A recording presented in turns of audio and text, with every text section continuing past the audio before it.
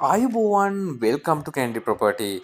ඔන්න ඉතින් අද වෙනුවෙන් අරන් ඇවිල්ලා තිනවා සාමාන්‍ය ටිකක් ලොකු ඉඩමක් නිවසකුත් සමග ජලය විදුලිය සහිත නිවසක් සමග. නමුත් ඉඩමේ වටිනාකමට පමණක් විකිනෙන දේපලක් ගැන විස්තරාගේ කියන්නේ නිවස ඔයාට නොමිලේ ලබා ගැනීමේ හැකියාව තියෙනවා.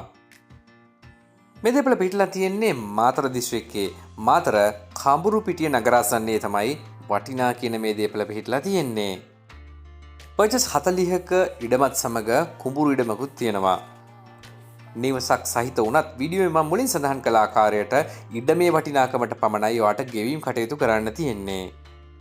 නාරන්දනී ජාතික පාසලට, ඒ වගේම මහාවිද්‍යාලයට, සියත්‍රා, දමිතා යන අධ්‍යාපන ආයතනවලට, රජයේ බැංකු, පුද්ගලික බැංකු ඇතුළු සියලුම පහසුකම් වලට විනාඩි 5ක දුර.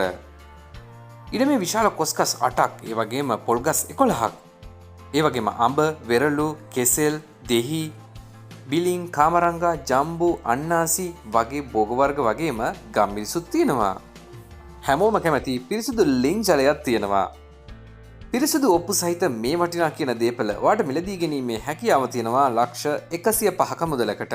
ඉතින් මේ මිල ගැන ඔයාට සාකච්ඡා කරගන්න පුළුවන් දේපල පරීක්ෂා කිරීමෙන් පසුව මේ තිරේ දිස්වන්නේ හිමිකරුගේ දුරකථන අංකය. ඔයාට පුළුවන් මේ දුරකථන අංකයට අමතුමක් දීලා දිනයක් වේලාවක් වෙන් කරගෙන පරීක්ෂා කරලා මිල ගැන සාකච්ඡා කර ගැනීමකින් අනතුරුව ඉඩ මේ වටිනාකමට හිමි වෙන මේ වටිනා කියන දේපලේ හිමිකාරීත්වය ඔයාගේ කරගන්න.